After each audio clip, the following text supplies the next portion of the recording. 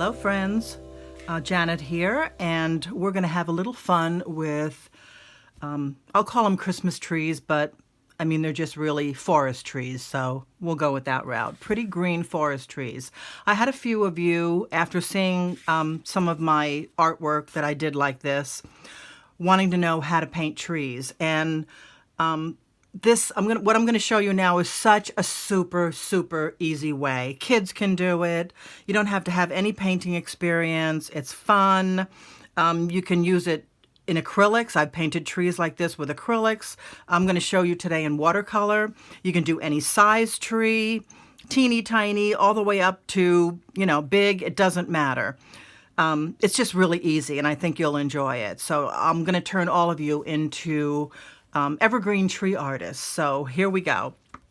I'm starting out with, I've just got some pad of watercolor paper here, and this is 140 pound, and it's, what does it say on here? Cold press. Okay, so it's cold press, 140 pound. It's got a little bit of stiffness to it, but it's not too terribly stiff. It would be nice to make cards out of, or just frame, so it's really good for that. And I've got my watercolors in my little carrying case. And you can use any kind of watercolors. If you've got a $5 set from Michael's, go ahead and use it. You're going to be fine. And I've got some water here. You can see my little tub of water for washing out my brushes and adding water to the watercolors. And okay, so let's get started. So first of all, I'm just going to show you some trees. We're not going to actually do a design yet. We're just going to practice doing trees. And then I'll show you how to kind of put it together to create a little scene like this, how to do the snow. Even though the snow is white and the paper is white, there's ways you can get it to stand out and look different, look like a hill rather than just all white paper. So let's get started. I've got I'm going to work with some small trees. So I've got a little brush here. This is a number 1 round brush. But you can use, really, this is a number 4. It's just a little bit bigger. Round brushes are nice because they've got that nice point on the end, which you'll need to do the little points of the trees up there. So basically any good brush that has a point at the end, you're going to be able to use. This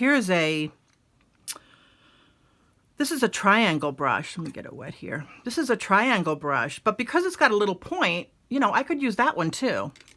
Okay, so I'm going to get my brush wet, and I'm going to pick a shade of green. You can really go any shade of green you want. I've got this kind of a dark evergreen, so I'm going to use that. So I'm just picking some up, and I'm off to the side here. I always pick it up, and I don't usually go right to my paper. I'll come over here, and you could do it in a little ceramic dish, a plate, anything. You don't want to do it in a paper plate that's absorbent, because this is watercolor, and that paper would just absorb the water, so you don't want to do that. So I'm just going to kind of work it in, pick up a little bit more water.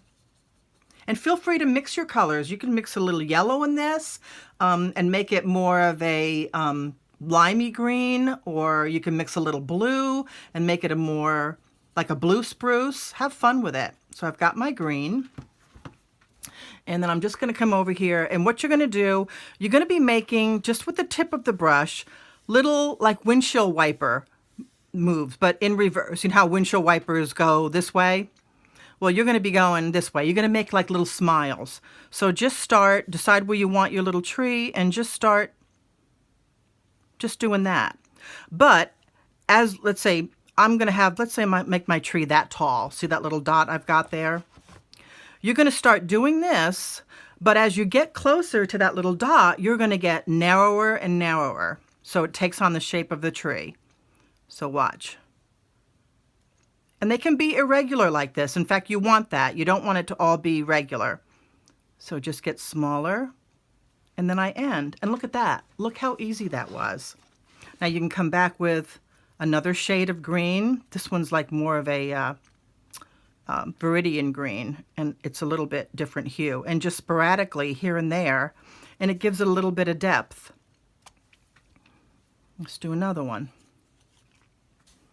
So back and forth. Oh, not enough water on that. You'll know if you don't have enough water. The paint does not come off your brush. Back and forth. And you can leave white space in between. That's perfectly fine. And then up to a point. Now, if it makes it easier for you, you can just start with, I know a lot of people are insecure, you can put your little dots and then how tall you want your tree. And use that as a guide.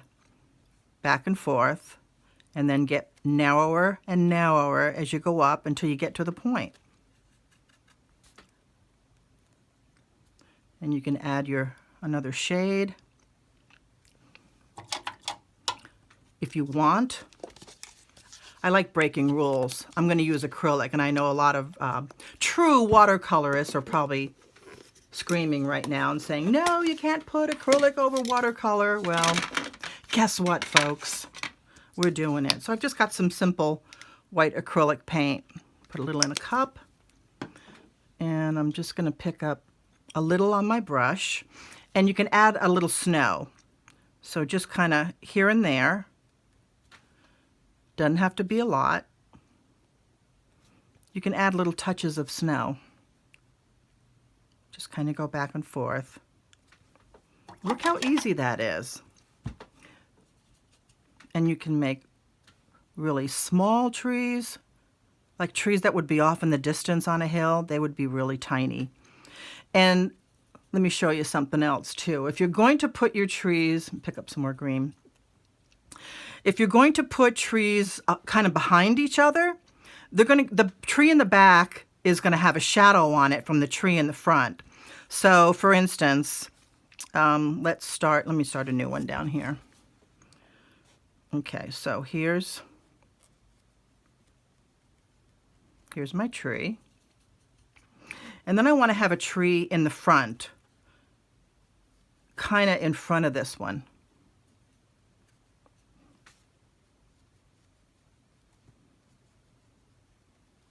Now see how that kind of blends in and you really can't see the definition? So I can come back with the darker green and just add a little bit of dark. Let me get a little bit more shade of green. Picking up a different shade of green here.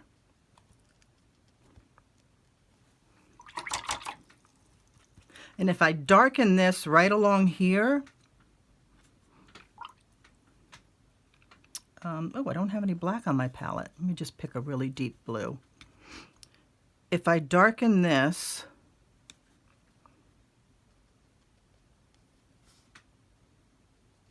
I'm just adding a little deeper blue. It kind of sets that tree behind this front tree. Pick up a little white, and if I add a little white,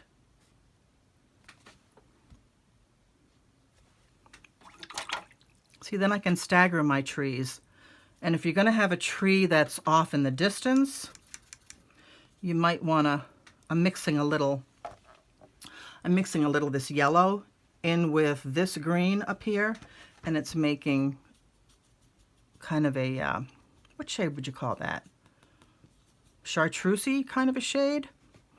And you can just make small trees like off in the distance. Okay, so now if you want to add some snow, well, this is all white. So how do you define the snow if your paper is already all white? Well, lots of times with white, when you look at snow and the sun's shining, it'll take on a kind of a blue cast. Same thing with if you see an old woman with white hair. Oftentimes the white will often have a slight blue cast to it. Or really super white sheets, they'll have a blue cast to it. In fact, I think they even used to add bluing back in the day to white sheets. So what we're going to do, wash my brush out, get the green out of it. I'm going to pick up a little blue, and you want this very light. I don't have hardly any paint on here. And I'm just going to kind of start to define where I want the hill. Pick up some more blue. And of course it's going to be darker right underneath the trees, so don't worry if it looks darker under the trees, that's fine. But you see how now it's a definition and you can actually see where the horizon is, where that hill is, and it still looks like snow though. So that's how you're going to create that. And you can see here on this one, that's what I did here. And you can add shadows if you want, and that's just picking up, you can pick up some more blue. And then just kind of in the shape of a tree. Just add them. And then you got some little shadows. Always start really light with a lot of water in your brush. You don't want heavy, heavy dark colors. You're always going to start light, almost like a wash, and then build up. Because once you've got a lot of heavy color, it's really difficult to lighten that up. So start light. And also your paints, watercolors are going to dry lighter. So when you first put it on, it may look very dark, but then you'll come back when it's dry and it's like, oh, okay, well, I actually have to darken that because it dried so much lighter. But you can see here where I did some shadows, and I've got the blue here, and I put a little wash of blue here and there. And you can tell it's still snow, it's still white, but yet it's got some definition to it. Sky and clouds. Let me get a little bit bigger brush because I'm going to cover a bigger area. So I've got a bigger brush here. Get it wet. And let's pick up some blue. Work it in my brush.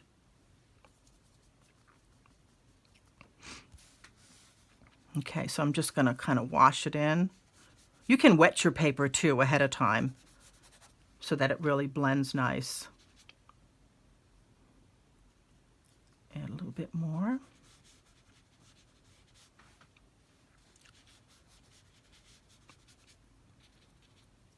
And let's try something. I've got a Q-tip here. So we'll create some soft clouds.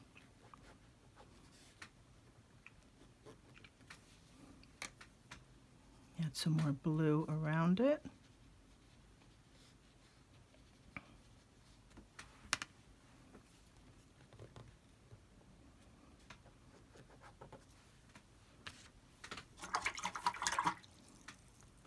Now, if you want to make a bigger tree, since I've got a bigger brush here, I'm going to pick up green again. Okay, and we'll do a bigger tree. And it's the same thing, only just going to make bigger brush strokes and getting smaller as you go up. You can bring in another shade of green.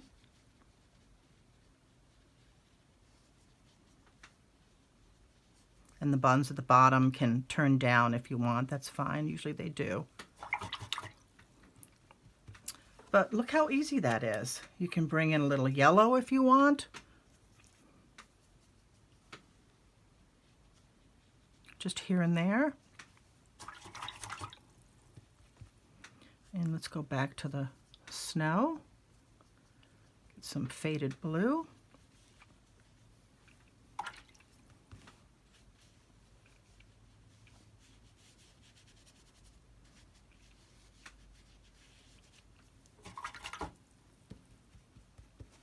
And it's that easy.